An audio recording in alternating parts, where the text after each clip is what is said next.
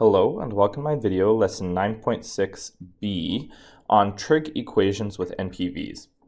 At the end of the 9.6 video, we maybe noticed a little mistake, and so partially I'm here to correct that and to point out something important, that is NPVs. So this is the key for this video. So we're going to try to solve these two questions just like before. We're going to solve them for the general solution, but we're going to look for NPVs. So when we do this, we're going to take a look at this first one, and we're going to notice a very, very simple pattern. So this is cos over sine. Because it's cotangent, it's reversed. So this looks like this. And you can see that the signs cancel. And so when we move that across the equal sign now, we subtract by cos x. And so we get this. But you just have to make sure when we cancel this out, there is an NPV of sine x cannot equal 0. So keep that in mind. We'll talk about it more in a moment. So let's keep going on our red step here. We're going to use a GCF of cos x. And then we're going to have this. And so this tells us two different answers. This is cos x equals 0. And this is the cos x equals positive 1. So as we go around the unit circle, where cos is 0 is up here and down here. Where cos is positive 1 is over here. But, like I said before, sine x cannot equal 0. So where is that? That's here and here. And so the purple answer is actually extraneous. Because it is a solution, but it's a solution that is canceled out by the NPV, for lack of a better word.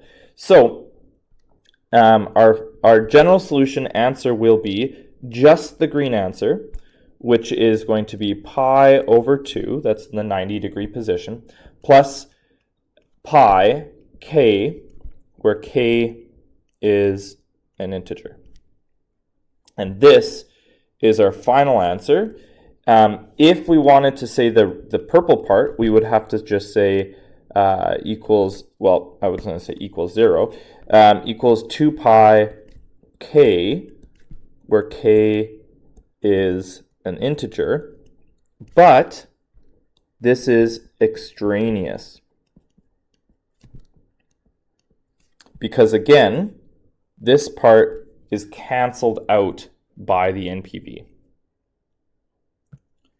Okay, so I recommend you pause the video now and see if you can do the same thing on the second version, the second question.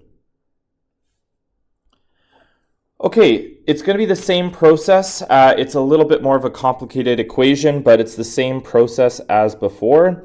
It's going to be the secant that we're getting rid of. So this is cos x over cos x when we've got the secant. The other parts are going to stay the same.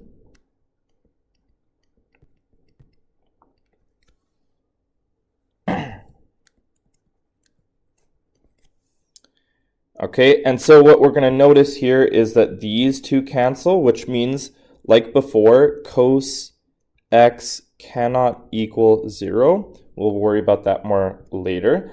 Then we're going to subtract this red bracket thing over. So it's going to be sine squared x to cos x plus 1 minus 2 cos x plus 1 equals 0.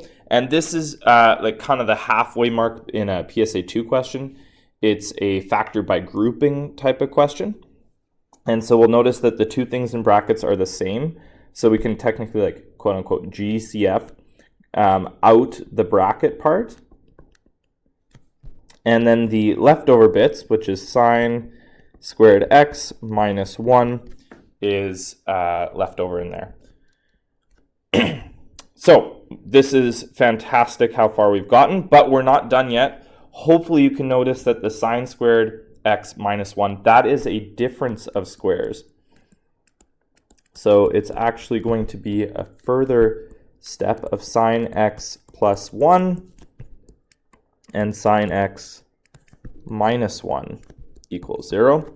So solving this entire thing, I'm going to do these two as one sort of statement, which is that sine x equals positive or negative 1.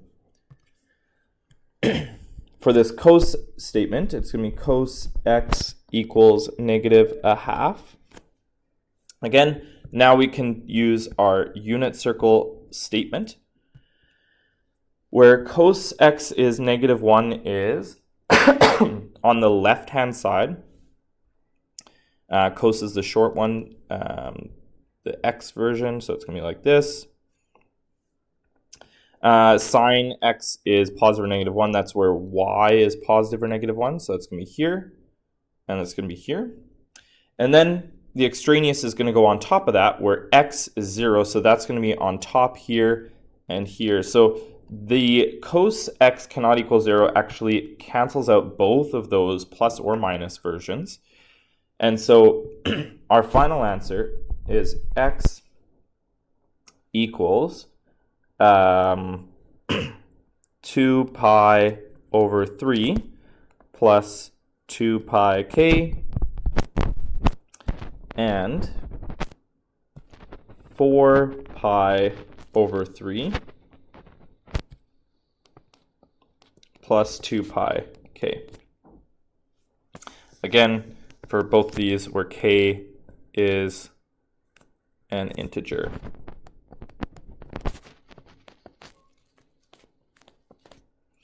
So that is our final answer.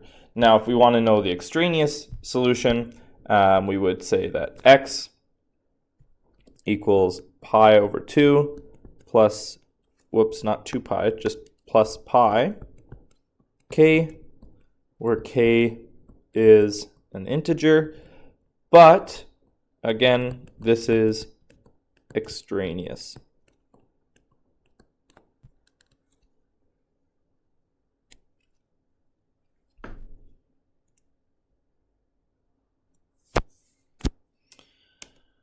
All right, so I hope this video helped you better understand the idea of NPVs when it comes to trig equations. Hope the video helped, and good luck.